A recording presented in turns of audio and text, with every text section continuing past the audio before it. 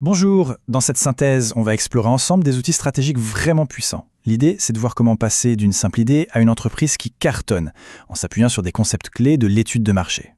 Alors, on va commencer par la question qui fait peur à tous les entrepreneurs, non?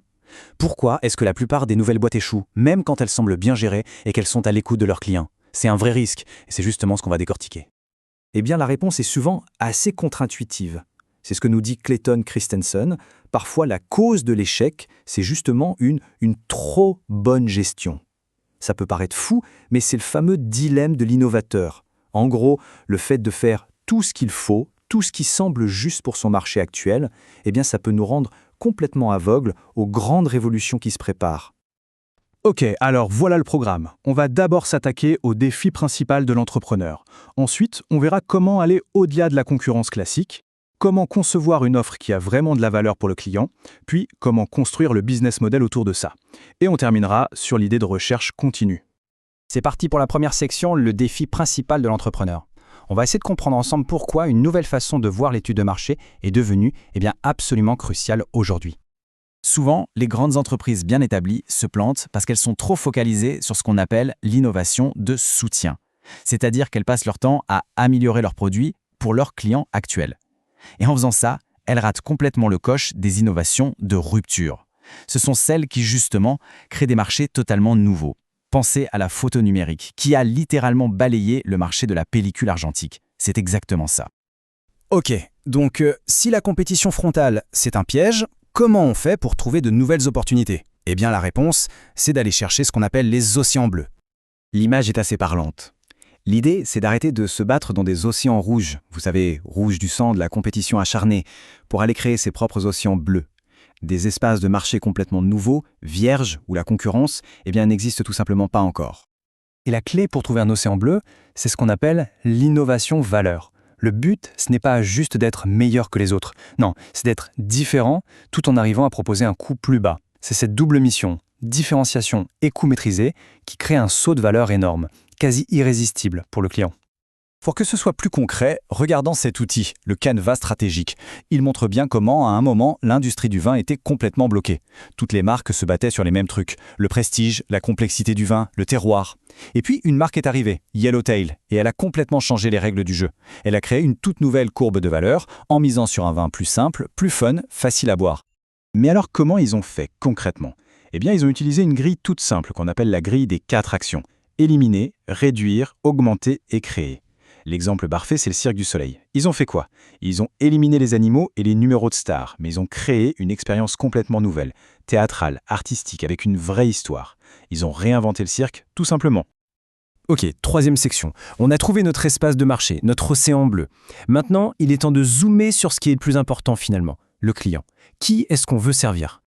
Et pour ça, il y a un outil qui est juste génial, le Canva de proposition de valeur, ou Value Proposition Canvas. Il faut le voir comme une sorte de puzzle. D'un côté, il y a le client et de l'autre, notre produit. L'objectif, c'est de faire en sorte que les deux pièces s'emboîtent parfaitement. Donc tout commence par le profil client. Il faut l'observer de très près. D'abord, quelles sont ses aspirations? C'est ce qu'on appelle les jobs to be done, les tâches qu'il essaye d'accomplir dans sa vie. Ensuite, quels sont ses problèmes, ses pains? Qu'est-ce qui le frustre? Qu'est-ce qui l'empêche d'avancer? Et enfin, quels sont les bénéfices, les gains qu'il recherche? Qu'est-ce qu'il espère obtenir à la fin? Et une fois qu'on a bien compris ça, on passe à l'autre côté du Canva, notre proposition de valeur. Là, on va lister nos produits et services et surtout, on va expliquer comment ils agissent. Comment ils sont des antidouleurs qui viennent soulager les problèmes du client et comment ils sont des créateurs de bénéfices qui lui apportent ce qu'il désire.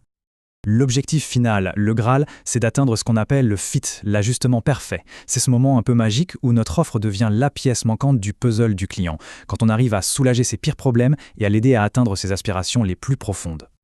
Bon, avoir un produit génial qui trouve son client, c'est super, mais ça ne fait pas une entreprise. Maintenant, il faut passer à l'étape suivante, construire un vrai modèle d'affaires, un business model, pour que ça devienne une activité rentable et durable. Il faut donc dézoomer. On ne pense plus seulement au produit, mais à toute la machine qu'il faut construire autour pour délivrer cette valeur, et bien sûr, pour gagner de l'argent avec. Et là, cette image montre très bien le lien entre les outils. Le Canva de proposition de valeur qu'on vient de voir, c'est en fait un zoom hyper détaillé sur 2 briques seulement du grand tableau, la proposition de valeur et les segments de clientèle. Ces 2 briques font partie d'un Canva beaucoup plus large, le Business Model Canva, qui, lui, décrit vraiment toute la logique de l'entreprise. Et ça, c'est un point très important. Il ne faut surtout pas voir ces canevas comme des formulaires administratifs à remplir une fois pour toutes. Pas du tout.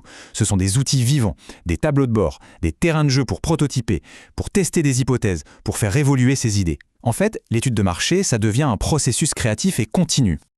Ce qui nous amène à la dernière partie, et peut-être au changement de mentalité le plus important pour un entrepreneur aujourd'hui, l'idée de recherche continue. L'approche moderne, en fait, elle laisse tomber le bon vieux business plan de 50 pages qu'on ne lit jamais. À la place, on adopte une boucle d'apprentissage très rapide. Construire, mesurer, apprendre. On construit un petit quelque chose, un prototype, on mesure la réaction des vrais clients et on apprend de leur retour. L'objectif, ce n'est pas d'avoir raison tout de suite, mais de réduire l'incertitude le plus vite et le moins cher possible.